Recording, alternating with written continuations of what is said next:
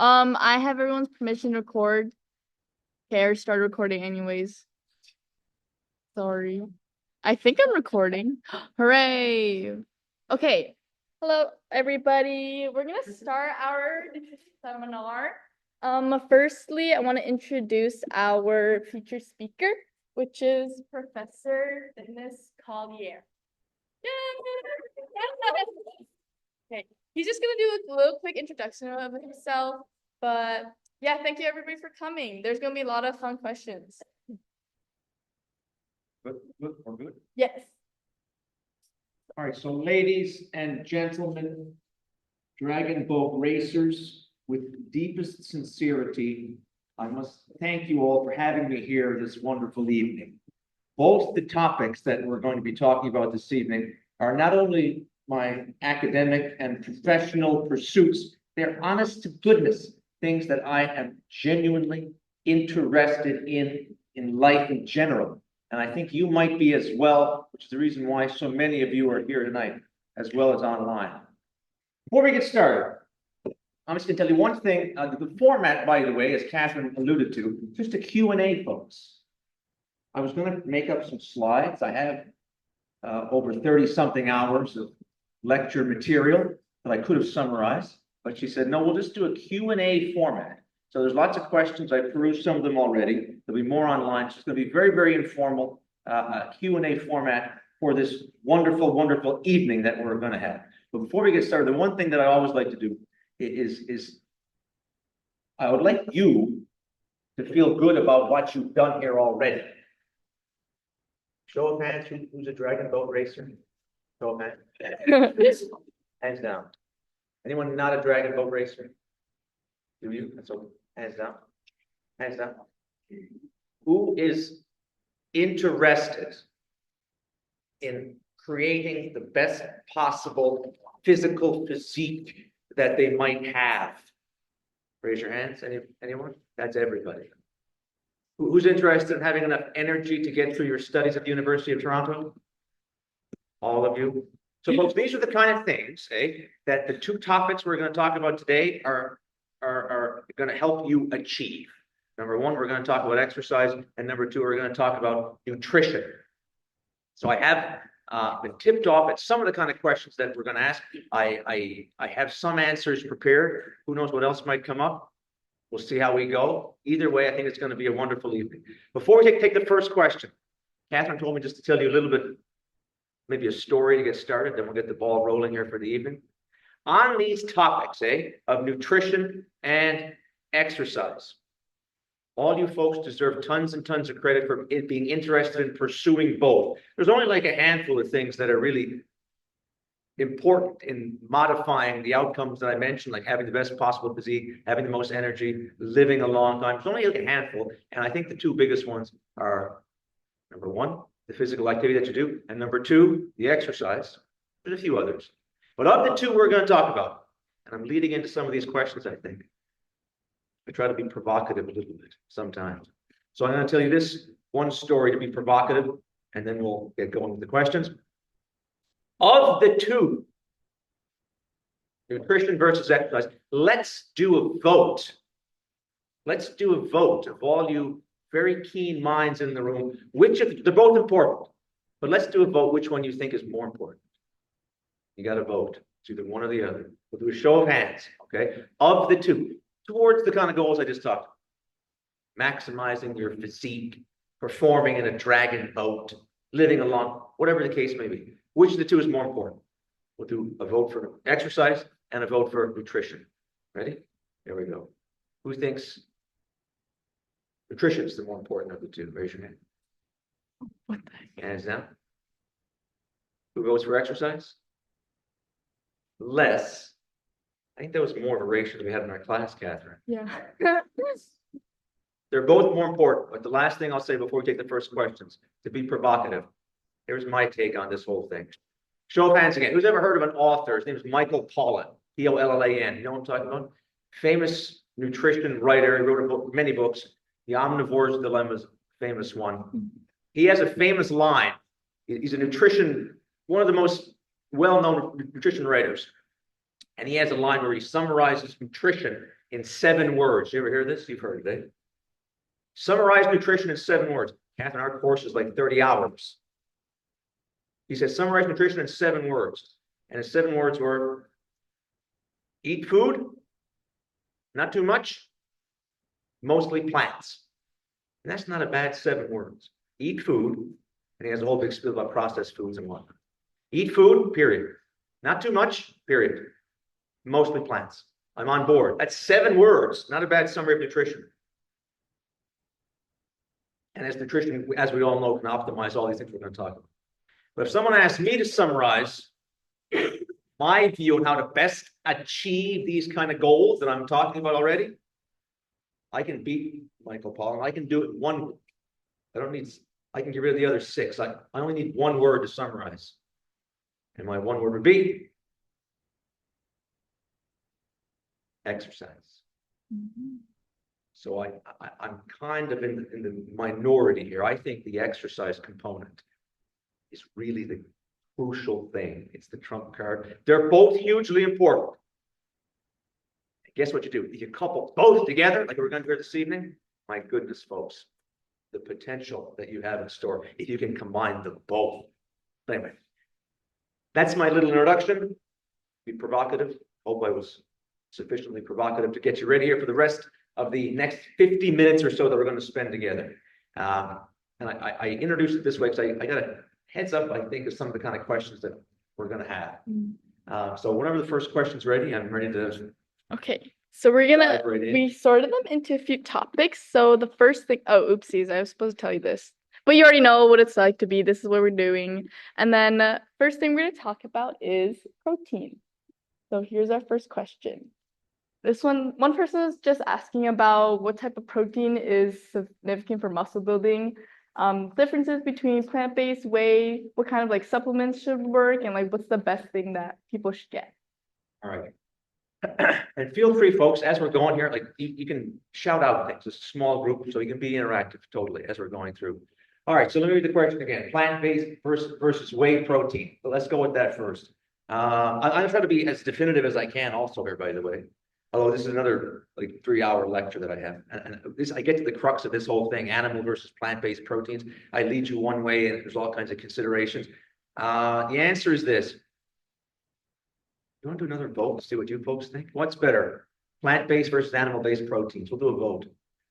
Plant-based proteins versus animal-based proteins. Which is better? However you want to define better. Let's do a vote. Who votes for plant-based proteins? Raise your hand. 1 person, the only vegetarian. Animal-based proteins are better? Raise your hand. So the answer is, it depends entirely on what you mean by better. If you're asking the question, as I think this question is alluding to here, if the criteria is ability to stimulate muscle anabolism, then this is really not a controversial answer. Animals do it better. If you look at you could throw it, how I describe it is this, you could throw a dart at a board of animal-based foods and you find a fantastic quality protein source. Chicken, beef, egg, fish, they're all super fantastic. As it relates to stimulating muscle growth, plants, you got to be much, much more selective. Okay, it's much, much more difficult to get a complete protein. It's been shown, I think, pretty reliably, they don't stimulate muscle growth in the same way that protein out of animals does. Now, that being said, I'm going to disagree with the majority again, because I think, what do you mean by better? If your criteria is just measuring the degree to which I can grow muscle tissue, I'm on board. Animals win. That's the trump card. However, there's other things to consider. Remember what I said, the first 7 words to describe nutrition are the best 7 words? Mostly plants is the end. And I think if you have plants predominantly in your diet, you get more overall health benefit. Namely, just to name a few, there's 0 fiber in animal-based proteins. And I don't think pound for pound or gram for gram, you get the same nutrition out of an animal as you do out of a plant. Don't get me wrong, animals do offer things. But I think in terms of the variety of vitamins and minerals, phytochemicals, you get more in a plant. So I think overall, my answer would be you're better off having more plants in your diet than animals.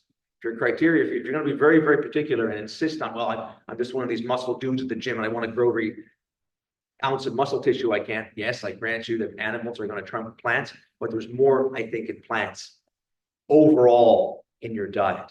The way I summarize this from my class and my life in general, actually. We're eating too many animals in this part of the world. Most people have like 3 meals a day, breakfast, lunch, supper. You have bacon for breakfast, you have a sandwich for lunch, you have another animal for supper. That's 3 times 7, 21 servings of animal flesh a week, animal-based proteins. I would humbly suggest that's probably not the best way to go about doing it. My recommendation is, I always say, eat the flesh out of an animal like once a day. So now you're down to like 7 servings of animals per week. I think being a total vegetarian is somewhat limiting. There is stuff you get in these animal-based proteins that is good and hard to get otherwise. So the flesh of an animal, my suggestion is, I always say, take it once a day. That it works out to 7 servings per week, and the rest is plant-based stuff. Nuts. I could tell you my big story about nuts. One of the top 5 foods you could possibly eat. Legumes, beans, those kind of things. So anyway, that will be my answer about animals versus plants. Again, to summarize, if your criteria is just muscle growth, animals win. It's been shown time after time. Nothing beats whey protein. No plant-based protein is going to beat it in terms of stimulating muscle growth. However, I think if the best possible picture is mostly plants, once a day, the flesh of an animal. That's my answer to question number 1 there. Anybody have any questions, comments, retorts? Or should we fly along to question number 2? Questions, comments about that? Yep.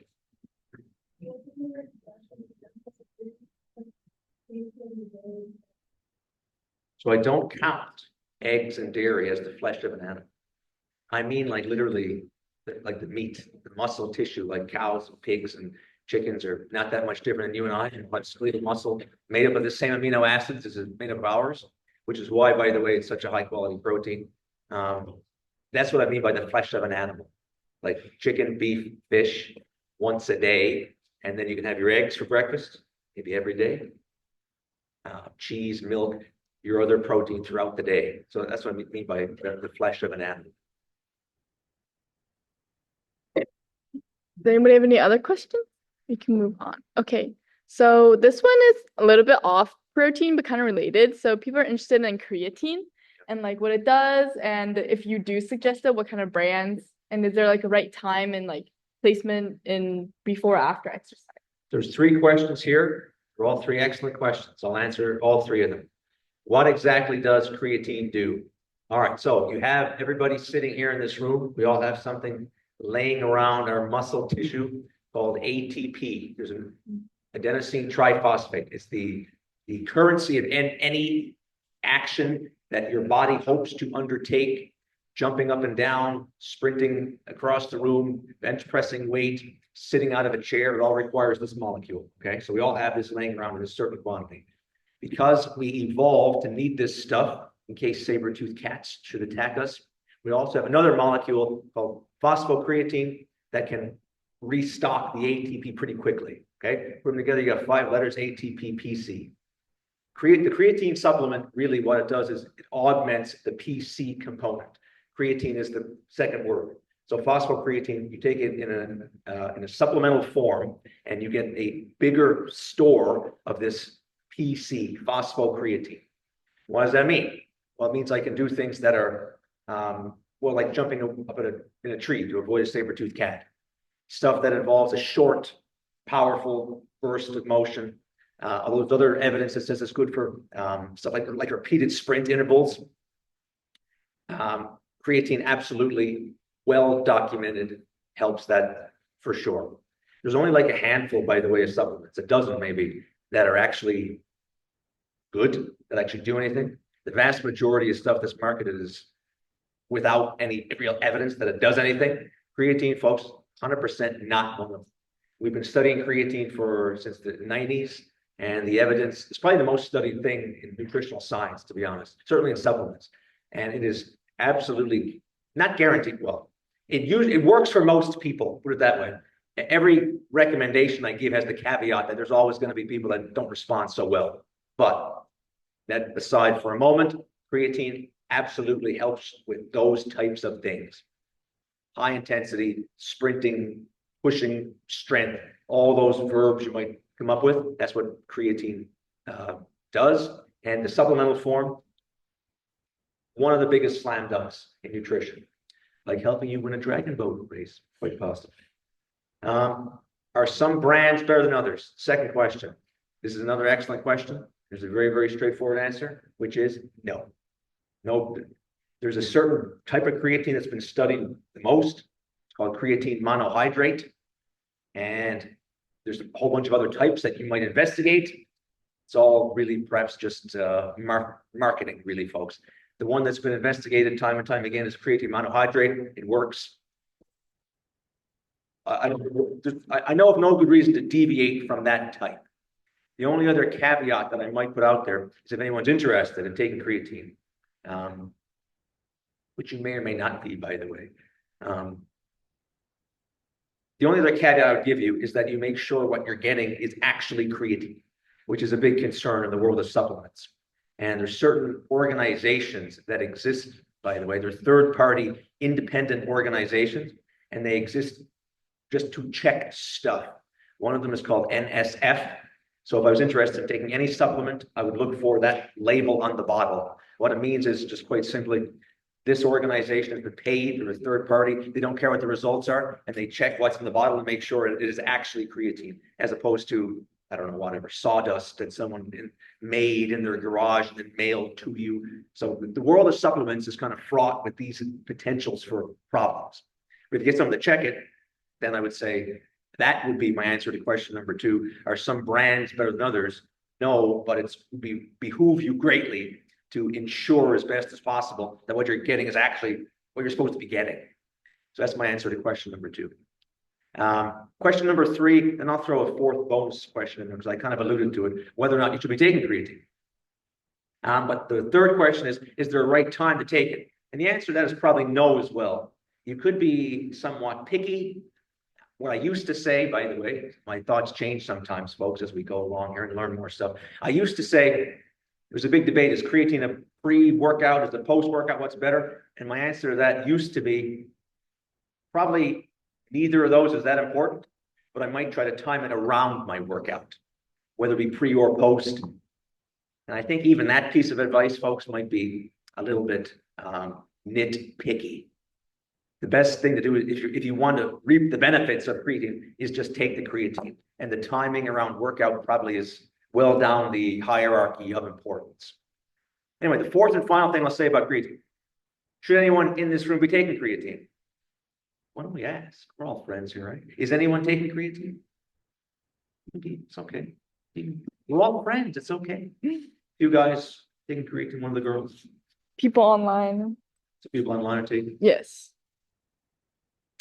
I've never taken creatine, and I was once a high-level athlete, not high level, pretty high level. I was in university on the wrestling team, played junior V hockey. I never took it. In contrast, let me tell you this story about the idea of taking creatine and who might or may not take creatine. The story is my buddy, my best friend who I've known since grade 1. He's my age, and every once in a while he decides he's going to start lifting weights again. And one of the first things that he does, when he goes back on the wagon of going to the gym, runs out to GNC, and he buys a great big tub of creatine. And my question to him is, why do you need that supplement at this point in time? You're a 46-year-old man, you're married, you got 2 kids. The benefit you might get from taking creatine, folks, in the grand picture is like, it's very small amounts in comparison to the decision just to get off your butt and go to the gym, like my buddy. He's doing himself all the favors in the world by going to the gym. Now he's spending whatever he's spending on creatine. He's going to get like maybe a few fractions of a % improvement. My question is, why do you need those? As a 46-year middle-aged man who's working, who's not trying to prove anything, like just go to the gym, man. It would be my advice to him. Now, if I was really, really motivated to win a dragon boat race and absolutely leave no stone unturned and push myself to the utmost levels of my physical potential, then I might investigate it. But I think, folks, you got to keep in the back of your mind the analogy that I always put up in my class, which I will when we go back after the midterm break. There's an iceberg. The supplement is the proverbial tip of the iceberg. It accounts for a very minute proportion of your total results. Then, by the way, just again to be provocative, you got the above the water portion of the iceberg and the below water portion of the iceberg. You're all familiar with icebergs, how they work? Like it's only like a small fractions above the water, massive things underwater. Just to piggyback on what I was saying earlier, the underwater portion of the iceberg, in other words, in my analogy, the totality of what you're going to get, of how fit you're going to be, is made up by the exercise. And your diet is the above water portion, not insignificant, a good portion, but the above water portion is your diet. The underwater portion is the exercise that you do. Now we're talking about supplements, folks. It's the tip of the iceberg. So it may not be necessary to all people. If you're really, really interested in pushing the maximal limits of your performance, then yes, but if not, maybe not. I think someone had a hand up while I was talking about creatine. You had a question about creatine? Yeah. Or different, something different?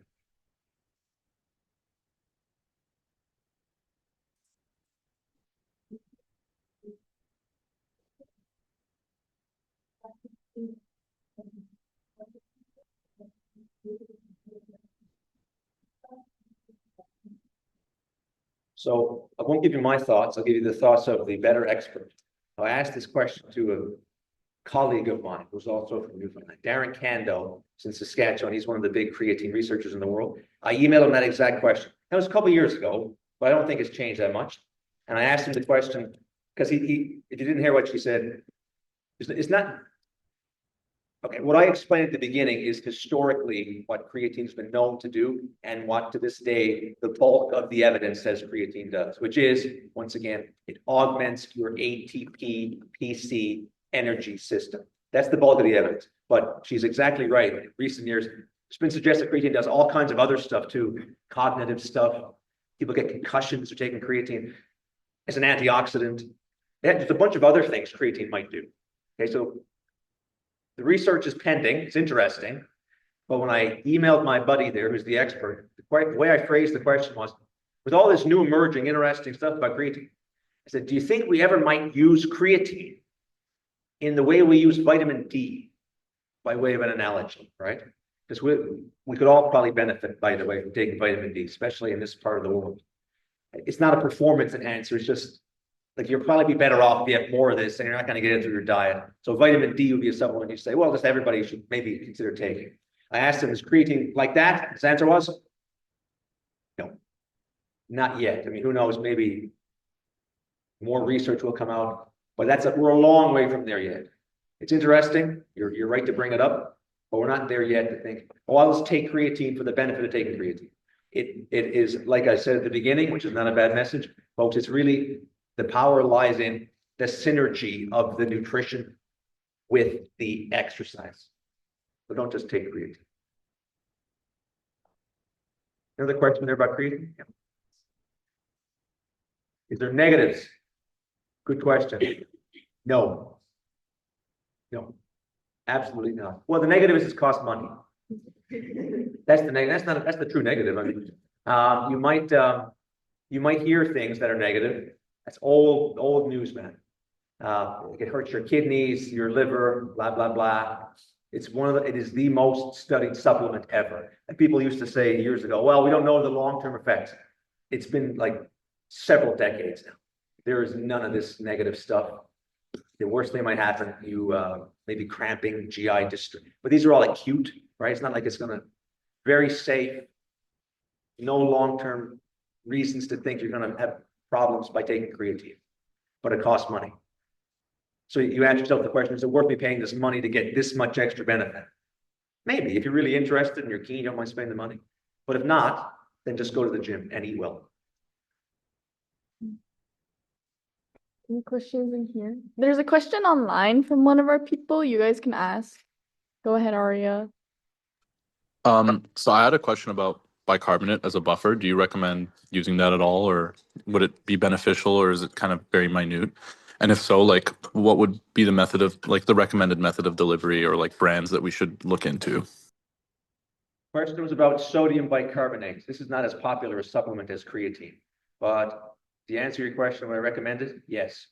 There is maybe, again, I'll say a dozen or less things in the world of sports nutrition, ergogenic aids, they call them, that if you take this thing, it enhances, you're a better athletic specimen now by taking the supplement. And sodium bicarbonate, again, very long, older than creatine, 1930s, we've known that if you take sodium bicarbonate as a supplement, it enhances your ability to buffer the negative consequences of lactic acid, specifically hydrogen ions. So it's a very good track record of that working for sure. Now, that being said, probably more of what I applied to creatine applies here because really what sodium bicarbonate does is it enhances your ability to withstand these negative consequences of hydrogen ions. If that's not your game, you know what I'm saying? If that's not your sport, that might not be the most important thing to me. No matter what supplement we're talking about a small benefit to begin with. So if I'm like, I'm interested in just going to the gym and getting as jacked as possible, you're not limited in that endeavor by hydrogen ions, really. If my goal is to run a marathon, I'm not limited by lactic acid or hydrogen ions in that regard either. So sodium bicarbonate probably wouldn't have as much application to those kind of athletes. Creatine is more universal application. But anyway, to answer your question, sodium bicarbonate, absolutely, it is a thing. Maybe for dragon boat racing. How long do you folks? What's a good time? Like You happy with? we have different like distances. Yeah. So we have 200, 500, and 2K. Which one? So the 200, I'm sure, would be within the wheelhouse of sodium bicarbonate. Actually, don't know how much we go. That's fantastic. Yeah, sodium bicarbonate. That is right in the wheelhouse, man, of sodium bicarbonate. So if you want to be the best possible dragon boat racers, sodium bicarbonate. In terms of brand, I don't have brand names again, but there's certain protocols for taking it. The key, listen, I don't want to dwell on this too much at the risk of grossing everybody out. But whoever asked that question, I bet he's already aware of the negative consequences of sodium bicarbonate. Who knows what they are? Do you know Aria? Yes, he does know. How about this? Another show of hands. Who, when they were in junior high school, did a science fair and you made a volcano as your project? Anyone do that? What was the ingredients to make it explode? Vinegar and Which is an acid. and which is sodium bicarbonate.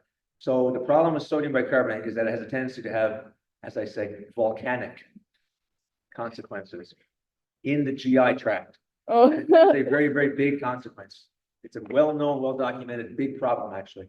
When I recommend, if athletes ask me about taking, I say, look, you got to train your gut truly to handle this. So you wouldn't take it the day of a race. You take it during training. Ideally, if you're going in the woods somewhere alone, and you train your gut to handle it, because it is exactly like the quintessential junior high science fair volcano.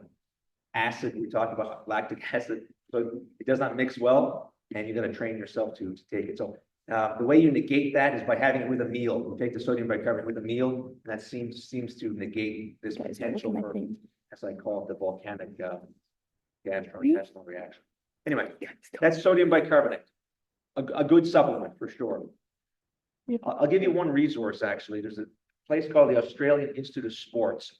We're among the world leaders in sports science and nutrition. And they have developed what they call their sport supplement program. They classify all the supplements, A, B, C, or D, and the rankings are just like you might guess. It's class A, means well-established scientific evidence that this thing works. Again, caveat, for most people. And there's like a handful of things. Sodium bicarbonate is one. Creatine is also in there. The vast majority of stuff is not class A. Anyway, a good resource to check out. Question over there. Yeah, so what are your thoughts on CAA branch chain amino acid? I guess that would fall into that list, right? It's on the list, but it's not class A. Definitely not, despite what the bodybuilders will tell you. The question was about BCAA supplements, branch chain amino acid, a type of protein supplement. If I had It's very popular. It's very popular. I read a great review paper one time that kind of summarized by saying, they're supposed to be academics. I read these papers, and the kind of summary was, I have no idea why it's so popular. There's not a great deal of evidence that says you should be taking BCAAs. And the reason why you shouldn't be taking them, now people might argue with me. It's not in the Class A as per the Australian Institute of Sport. I don't know why you would take a BCAA supplement. So branched chain amino acids, there's 3 of them, instead of like whey protein. I know of no situation where that would trump whey protein or a tuna fish sandwich or a chicken breast. And the reason is, folks, this is an important point. There's nothing magic about those 3 particular amino acids. The only way you're going to create muscle tissue is by getting all 20 amino acids. So if nutritionally you ingest 3, you're lacking 17. Why would I do that? If I'm going to commit to a supplement, I'll take whey, which has all 20, one of the best possible protein sources you could ever hope to dream of, rather than just the 3. Now that's controversial. Bodybuilders wouldn't buy that. It's a very popular supplement. My answer is the evidence does not support it. Okay, and then Arya has a follow-up where he asked about he's the bicarbonate GI issue man. He has one. Oh no, he doesn't, but he has a Oh. question. He has We additional. aren't that good friends here. Have No, he has a follow-up. What's the follow-up? Sorry. For sodium bicarbonate, so you mentioned that maybe taking it with a meal would be better. I just want to know, like, how soon before, like a race, for example, would it be beneficial to take this? Because obviously, if you're taking it with a meal, it has to be further before. But then at that point, would it still benefit you in a race? Obviously, like you would have to try it in training to see if you actually like respond to it well and like prepare yourself for it. But like in terms of like I guess distribution from a race. So the question was, when should you take sodium bicarbonate? I'm going to apply this to some other supplements too, because I have a kind of a rule that I go with here. I'll use sodium bicarbonate as the example. To answer your questions in short order, my advice was always just use it with the pre-game meal. So whatever your pre-game meal is, 3 to 4 hours before, throw the sodium bicarbonate along with the pre-game meal. That's my advice for sodium bicarbonate. But let me expand a little bit. Sodium bicarbonate falls into a category of supplement that I call, this is not anyone but me, but I've broken the sports supplements into 2 categories. One I call day of supplements, and the other one is loading phase supplements. So for example, when we just talked about creatine, you can't take 1 dose of creatine, go to the gym and become a better athlete. It's not how creatine works. You have to take it up over a certain period of time to saturate this, again, phosphocreatine store, and that takes some time. So it's a loading supplement. You don't take it, become a better athlete. Another, you didn't ask about the more popular buffer these days called beta-alanine. Beta-alanine is a loading phase supplement. You got to take it over a period of time, build up your stores. That's how these things work. Creatine, beta-alanine. There are a handful of supplements that folks, you take them and you're a better athlete. Like, for example, if I said the word to you, Popeye, the Sailor Man, you know what I'm talking about? Popeye, the cartoon. He was the first superhero, by the way. He predates Superman. Popeye, the Sailor Man, you know what I'm talking about? Yes. Anyway, what did he eat to get the superpower? What did he eat? He'd squeeze? Anyone know? Hot He dog? No, spinach. Spinach. He'd squeeze the spinach. He'd squeeze the spinach out of the can, down the hatch, and he becomes like a superhero now. That's how sodium bicarbonate works, kind of. You take it the day of, and now I'm a better athlete than I was before I took it. Who can think of one other day of supplement? Yes? Caffeine, 100%. One of the most effective, fantastic things ever created. I don't know if it was created, but that would be a Class A supplement too, for sure. And it's day of. As we all know, whoever uses caffeine, like you feel better when you take it, and you can perform better. You take caffeine as a supplement, I'm a better athlete in theory. Creatine doesn't work that way. Day of versus loading phase. And your supplement in question, your sodium bicarbonate's a day of supplement. Pre-game meal is my answer. So we did talk about protein a lot, so we're gonna skip through some of the rest of questions because we only have 15 minutes left. But one thing that's really interesting are some myths. and like questions that people have asked, like things in social media and stuff. So we can shift to a different energy store. And one of the questions are glucose spikes real? And yes. They're real if you have diabetes. Okay. The human beings regulate blood glucose very, very well. It's a very, very narrow range. So if you're talking about a spike, you're talking about a spike in a narrow range. If you take your blood sugar and it's above, and it's double digits, that's bad news. It's not like normal. That's very bad news. So if it spikes within a very, very acutely controlled, narrow range. I think that's more, maybe let's go myth or fact. How about, this could be interesting if I just do a myth or fact. That's more of a myth than a fact. I think. Oh, okay. Oh, that's good. Yeah, we can rapid fire these. That's a good idea. Next one is, I saw online there's a limit to how much protein your body can absorb. Is that true? How time do I have left? 15 minutes. But there's a few. How many of these? 2, 4, 6, 8, 8. But there's more questions later. So 8 of these. Okay. No. No. I used to think that. This question, I researched this today. I saw your pre-questions. I emailed one of my buddies and got his take on it.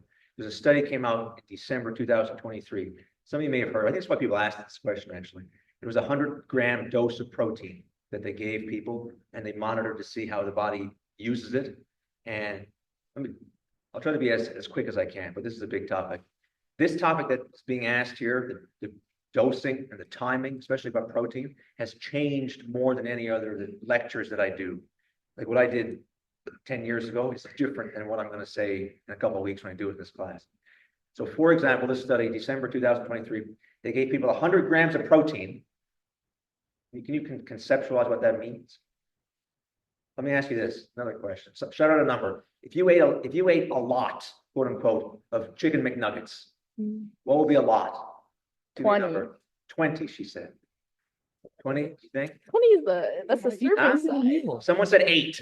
What? All right, so to get to 100 grams of protein, you got to eat 40 chicken McNuggets. 40 McNuggets. And the guys, somehow they gave some subjects this amount of protein. It's through supplements, I guess. You can't really eat, well, you can, but it's hard to eat that much protein. Anyway, the results were they kept seeing a anabolic effect of the protein. This is in contrast to what was believed previously. We used to say you should go for a dose of 20 grams. And we believe that the benefit of, like, once again, talking about muscle accretion, rapidly plateaus after about 20. And nobody liked that really. And what if I'm a 300-pound bodybuilder? Does that work for me? And they hemmed and they hawed and they said, no, we'll still go with 20. It's been kind of creeping up over the last decade or 15 years. And this one came out in 2023. They gave the guys 100 grams. And they said, we still see benefits. Anyway, this is a work in progress. The answer to this question, it seems like we can probably metabolize more than we thought we could in one dose and still make use of it. I still would advise not doing the 100-gram dose for a variety of reasons. Number one, if you're doing food, it's going to be impossible. But you're better off, I think, to have like a staggered dosing scheme over the day. So anyway, could go on and on, but that one's in the half and half category. Is the post-training anabolic window scientifically true? If so, how long is it? I'll be quicker here because this is good, succinct answer. No, myth. There's no anabolic window. This stems from research that was done on the glycogen replacement window, which may be true. The kind of overlap to growing muscle. It is not a thing and again, I used to think it was. I used to say crazy things. Like I used to have a statement that I would say, which is not true. But I said, if I can't eat after the workout, I wouldn't do the workout. What a horrendous piece of advice. But I said that in classes. It's not true. There's no window. You're much better off. First of all, much better off. There's a hierarchy of how important these things are. The first thing of most importance, if you're looking to grow muscle tissue, number one is exercise. Get your butt in the gym. Get your butt in the gym. Do the work. Push and pull heavy things. Then number two on the hierarchy, how much protein do you eat in the day, like this 100-gram dose study suggests. And if you get, well, I got 100 grams in one dose. I eat 40 chicken McNuggets. Okay, maybe not super fantastic, but you got 100 grams of protein, right? Number three, after that, you might talk about timing. And even in that category of timing, what I'm talking about is regularly scheduled doses throughout the day. Number four, well on the list, is trying to time it after a workout. So not a fan of this one. Let's call it a myth. Okay. Next one. Oh, that's 100% true. You can't spot reduce fat, despite what all kinds of people tell you. You'll have some fun, Catherine. Next class, I talk about this. There's some supplements that claim they can spot reduce fat, which is the heights of absurdity. You can't do it with exercise, but people will tell you, I created a supplement that's going to preferentially target your butt fat or your old fat, belly fat. Nonsense, cannot be done. Your body cannot do it, even with exercise. You know how much I love exercise. Even with exercise, you don't spot reduce the fat. You can tone up the muscle, but not spot reduce fat. Myth, definitely. That one's easy. And this one is, They are absolutely a scam. Myth. I'll give you my quick summary of this. Yeah, the word detox is a red flag. It's not a good scientifically valid term. My question would be this to anyone who advocates for a detox.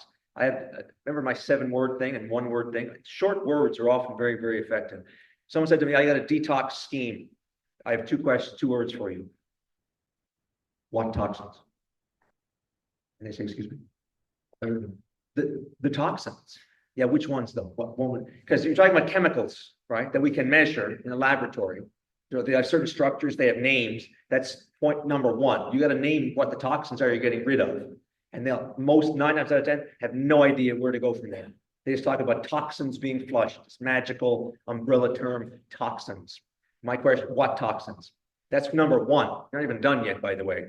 So first of all, they're not going to have an answer. They don't know what toxins are being released, what chemicals. If they do name the chemical, and they're not done, now you got to tell me, what's the dose?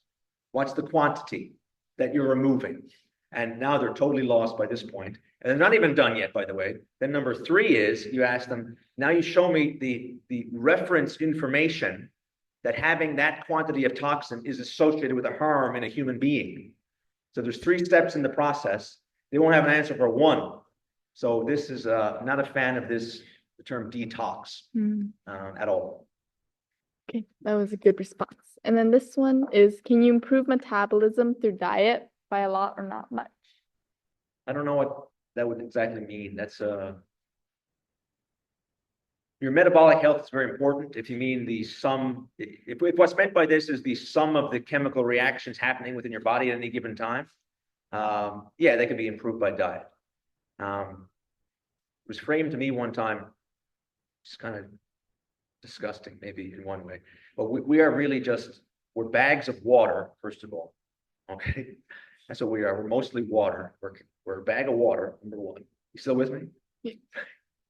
And in this water, at any given second, there's like thousands and thousands of chemical reactions happening in this bag of water that is us.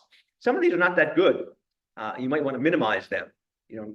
So if that's what is meant by metabolism, my answer is going to be, yeah, the food you put in, because every piece of food you eat, your body's got to do something with it. For lack of a better term, let's say metabolize it.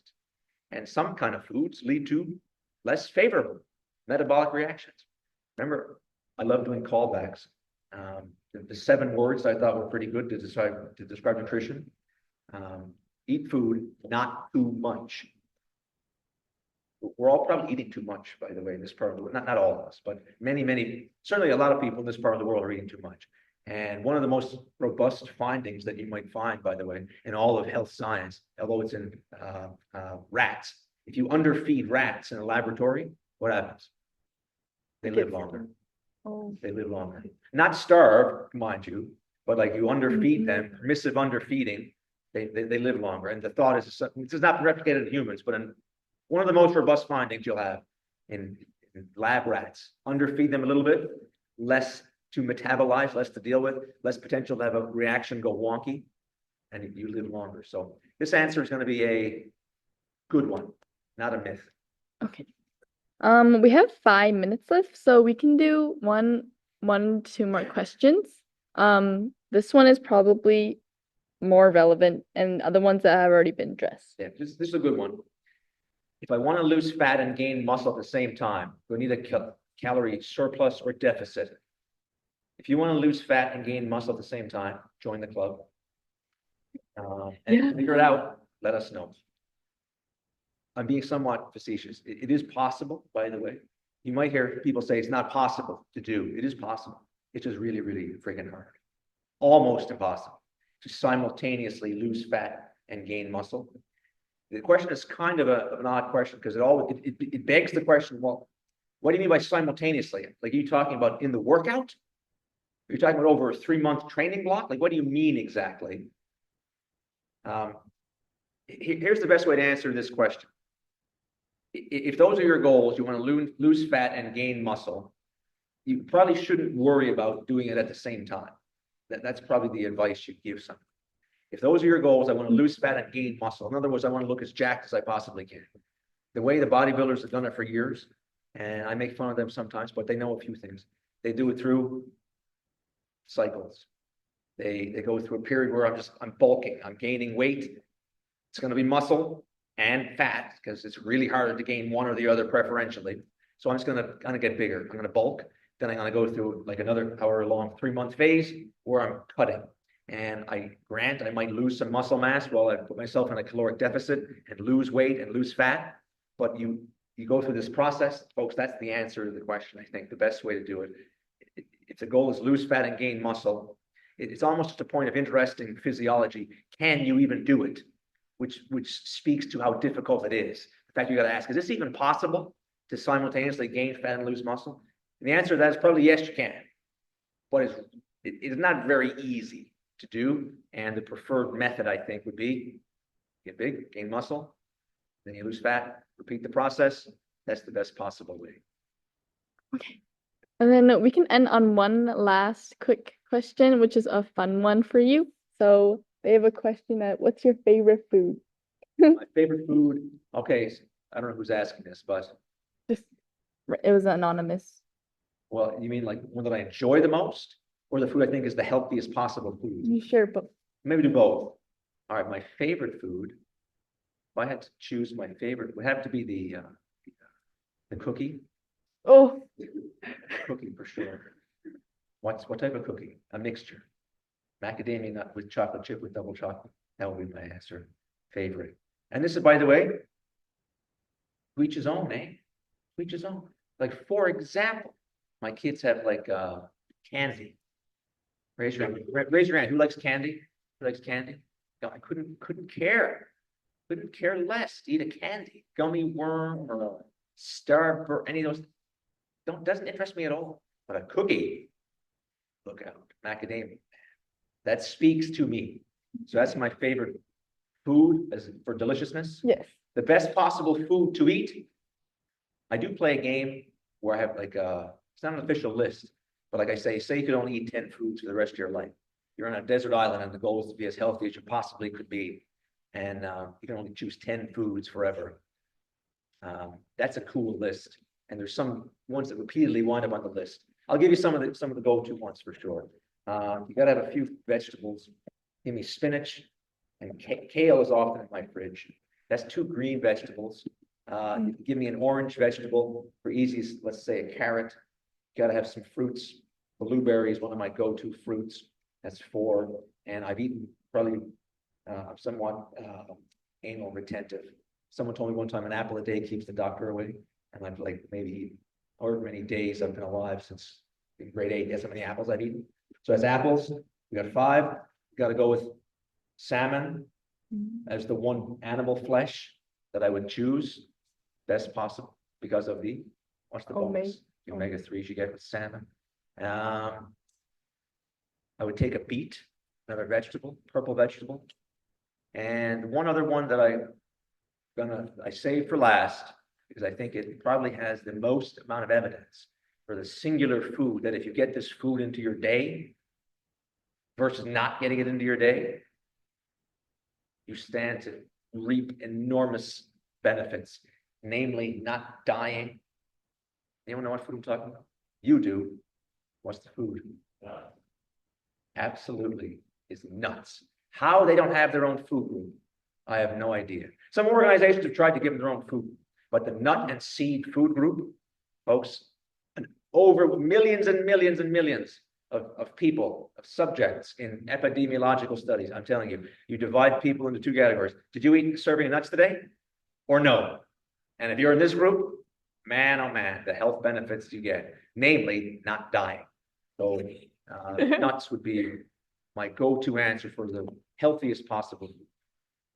There you go. Great. Thank you so much. We ended exactly on 7 o'clock. So, wait. Okay, we want to give a big thank you to our guest speaker here for taking his time.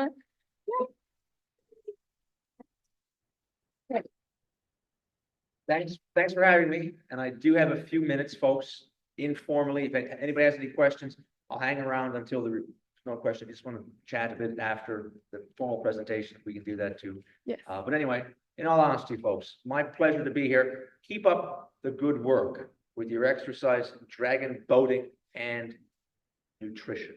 Thank you very much, folks. Also, really quickly, if you guys, he's a professor at UofT, so he has a class called NFS 302. So if you guys are interested, he teaches that class, and a lot of people really enjoy it. So if you want to learn more about like the in-depth stuff, definitely enroll in it next year. Or you can just show up. Oh It's yeah, a or you big can one. audit it as well. Yeah, you can just drop in.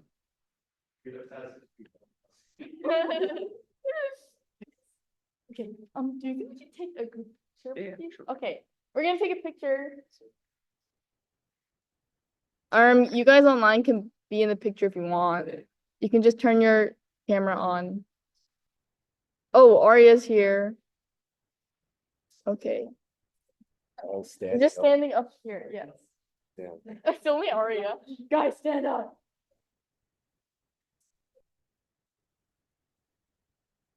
Just a few.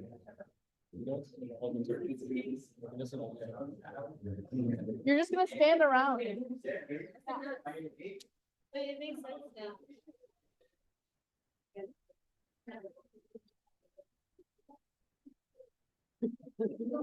I know. Except I eat too much.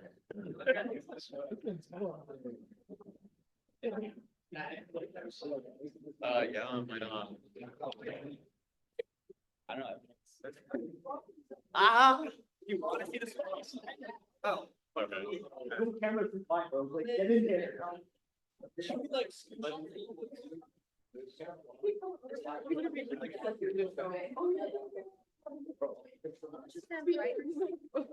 The first thing. Sorry, there's a lot of slides. Also, there will be recording in case you guys want to watch it. There's like 30. There's lots of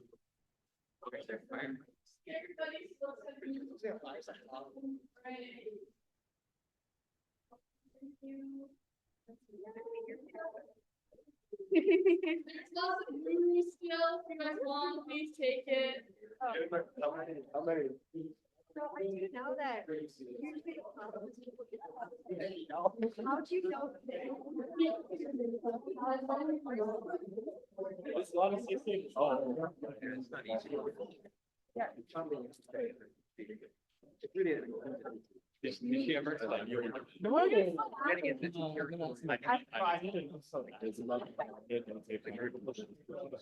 Okay, you guys are free, but if you have questions, feel free to stay.